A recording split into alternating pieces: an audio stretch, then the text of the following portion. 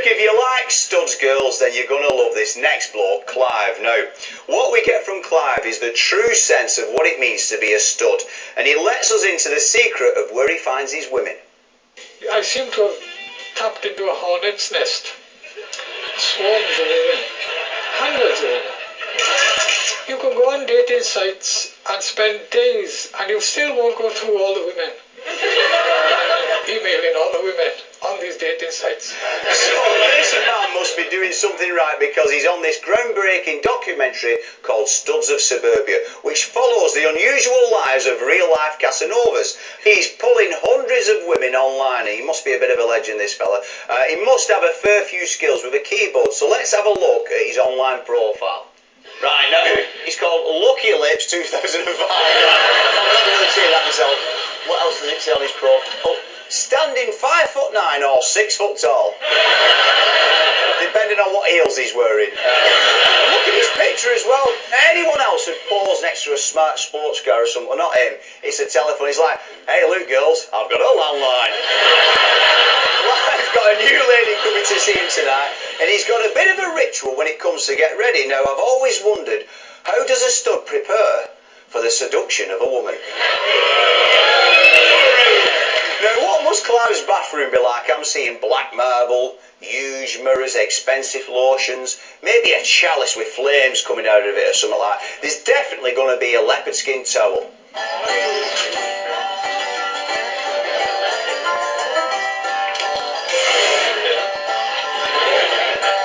Now, I've obviously got it totally wrong here.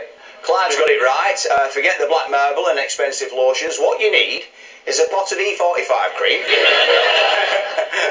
an aquamarine sink, and a spray of Lynx under your armpits, yeah. It's the holy trinity of seduction. Now, so if you're going to get a girl back, you've got to be prepared. You've got to stock up on things like oysters, champagne, strawberries. Let's see what Clive's got in his fridge.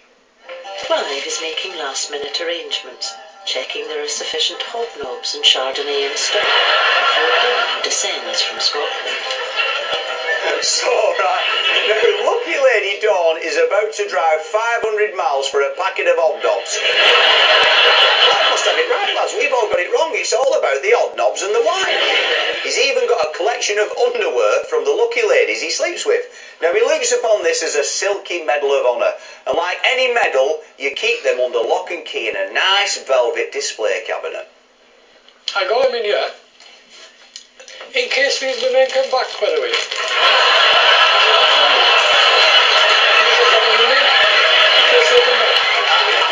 I was wrong about the cabinet. He's got them in a plastic bag at the top of the cupboard. I seem to have tapped into a hornet's nest. Swarms of women. Hundreds of women. You can go on dating sites and spend days and you still won't go through all the women. Emailing all the women on these dating sites. You can go through pages and pages of pictures of women that seem to go on forever. Clive has discovered that the vast, fertile plains of the internet provide an almost endless choice of potential dates. The good thing about dating sites is you could page them up 10 at a time, you see, and go through them. It was so quick. It was so quick to email. I could email 50 women in dating sites within half an hour. Such an abundance presents him with a problem. So many women, so little time. I could never get to the end of emailing them all. There's so many there. Met Clive on Dating Direct. In fact, he sent several emails a day, and it would be quite overwhelming.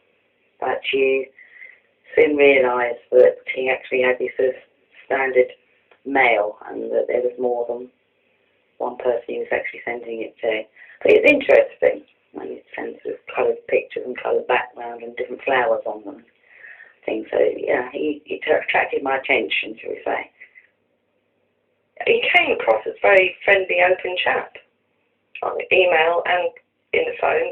Talk about current affairs and children and animals and everything really. And I thought, he seems quite a nice man. I take them for the meal, and they might have a glass or two of wine. Then after the meal, I'd show them the countryside. It's then we start holding hands, kissing and cuddling, and I always try and kiss and cuddle as much as I can to see how far I will go. Because some, will say, oh, come on, let's go back to your house. And you're in bed within an hour and a half of meeting them, Sometimes Clive doesn't even have to wait that long. Where's the 38-year-old from Swansea wanted to make love on the way? We walk in, north on the golf course. She wanted to make love on the golf course, in the woods, practically everywhere. And I walk now in those places and I think to myself, I made love, this spot and places like that, The woods may hold happy memories, but Clive is already looking to the future. One of his email blizzards has netted a beautiful 40-year-old divorcee. The only potential problem is that she lives 322 miles away, in Scotland. The fact she's willing to travel all the way from Dumfries gives me that confidence that she's keen to see me, as well as I am now to see her as well, Dawn will be following a well-beaten path to Clive's door. Well, he'd had to convey he was quite well off and comfortable, and I think there's something that he liked to travel, but I didn't realise that was limited to the edge of Wales. He never comes out of Wales, so bless him. And it was only being there, I suppose, that I realised that he was more that expecting someone to come to him than he was actually willing to put any effort to go anywhere. So I arranged to go down on the train, and he was going to meet me at the station. And he said I could stay the weekend and not to worry because there was another bedroom and everything. And I thought, well, I'm a grown woman.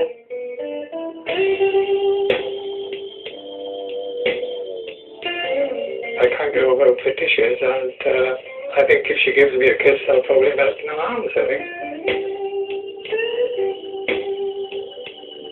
It'd be a bonus if she stays with me, and not that I do much sleeping if she does. Clive uses spam email to draw his dates from all across the country, despite his remote location. Others take a much more traditional approach.